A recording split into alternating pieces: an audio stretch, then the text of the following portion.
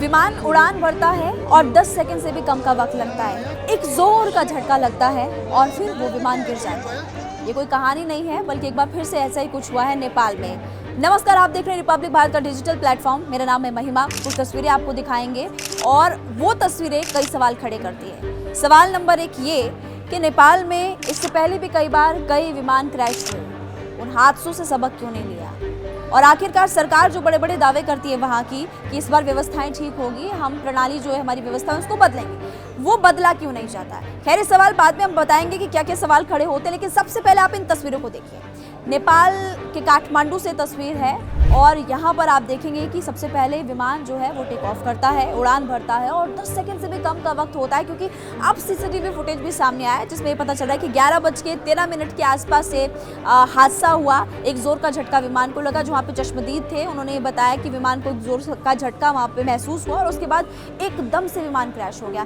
देखिए, 19 लोग इस विमान में सवार थे, जो कि इस एयरलाइंस के ही मेंबर्स थे, कर्मचारी थे। 2 इसमें से क्रू मेंबर्स थे, जिसमें से 19 में से 18 लोगों की मौत अब तक हो चुकी है और एक जो पायलट है उसका इलाज अस्पताल में चल रहा है। तो टोटल 19 लोग सवार थे।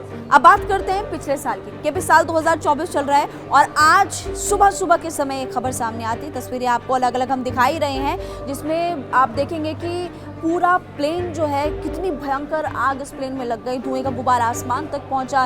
रेस्क्यू ऑपरेशन वहां चलाया गया, फायर फाइटर्स वहां पर पहुंचे, पुलिस पहुंची, जो स्थानीय लोग थे, जितने भी लोगों ने कोशिश की, सब पहुंचे और मदद करने की कोशिश करते हुए लोग नजर आए। लेकिन अब इतिहास के पन्नों को पलटते हैं। साल 2024 का आज का हादसा तो हमने आपको बताया।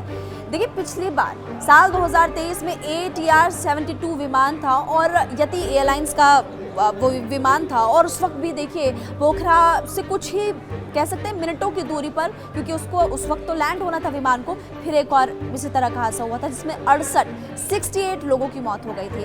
और साल 2023 में नहीं ऐसा कि हुआ था, इससे पहले भी देखिए साल 2022 में भी ऐसे मामले सामने आ चुके हैं, 2019, 2017, 2016।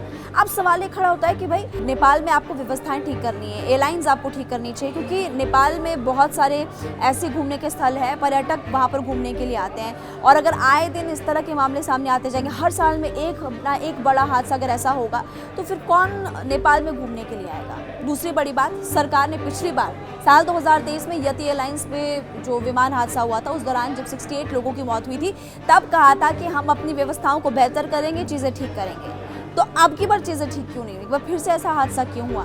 ये भी बड़ा सवाल खड़ा होता है। अच्छा, ये भी खबरें, क्योंकि कुछ एक्सपर्ट्स ये भी मानते हैं कि नेपाल में क्या है कि ये बड़े हादसे इसलिए होते हैं कि वहाँ पर नए विमानों का इस्तेमाल नहीं किया जाता, नए विमान नहीं होते, सेकंड हैंड जो विमान है वो इस्तेमाल किए जाते हैं। तो सबसे बड़ी बात कि आप अपने देश के नागरिकों की सुरक्षा क्यों नहीं देखते हैं, आप उनके बारे में क्यों नहीं सोचते हैं? और सबसे बड़ी बात कि जब पर्यटक वहाँ पर आएंगे तो ऐसे में दूसरे देश के लोग भी पहुँचेंगे। अगर आए दिन इस तरह के मामले सामने आते रहेंगे, हादसे होते रहेंगे, तो फिर आप अपने देश के नागरिकों के लिए तो खतरा है ही, लेकिन बाकी देशों के जो नागरिक हैं, जो घूमने के लिए आ रहे हैं, जिसकी वजह से आपका रेवेन्यू बढ़ेगा, आपका पर्यटन सीजन अच्छा होगा, उन लोगों की भी जान चली जाएगी। तो अब ज़रूरत है नेपाल की सरकार को इस पूरे हादसे को लेकर के सोचने की कि अब चीज़ें कैसे ठीक की जाए, हम अपनी व्यवस्थाओं को कैसे ठीक करें। जो सेकेंड हैंड विमान हम इस्तेमाल कर रहे हैं, उन सेकेंड हैंड विमानों को बेच करके हम कैसे नए विमान लेकर के आए, ताकि हमारे जो देश के नागरिक हैं या फिर जो बाकी देशों से भी लोग घूमने के लिए आ रहे हैं नेपाल में, उनकी सुरक्षा हो,